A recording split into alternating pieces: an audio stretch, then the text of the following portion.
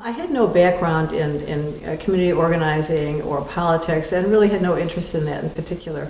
But there, after living in the neighborhood for 3 or 4 years, the crime and other issues began to, you couldn't ignore them anymore. So I contacted our local elected officials. Mary Vellini was the alderman at that time, and she referred me to the Edgewater Community Council.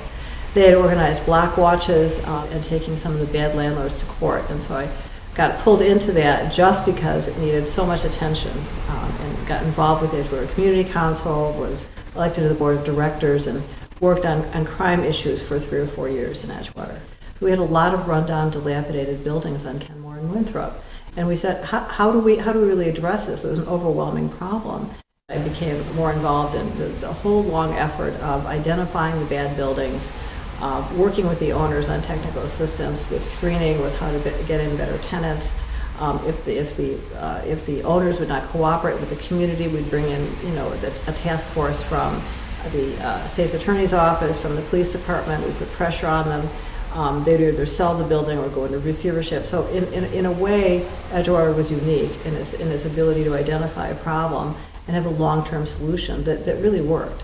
In most cases, those buildings were turned around really exclusively through the initiative of the community.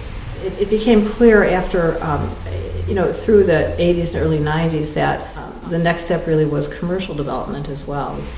One of the reasons why people got together and said we need a Chamber of Commerce, we need a development corporation. The Edgewater Development Corporation identified 2 buildings on Bryn Mawr, the Bryn Mawr and the Bellshore, which combined had about 400 units of housing, as the major obstacle to not only continued residential growth, but the commercial revitalization. There were 2 properties. It would not be unfair to call them slum properties. So through the intervention of the community, through the really inspired political leadership of Alderman Smith at that time, the Development Corporation, the block clubs there said, we have to have a new developer come in and take over the Bryn Mawr and the Bellshore, otherwise nothing will ever change here.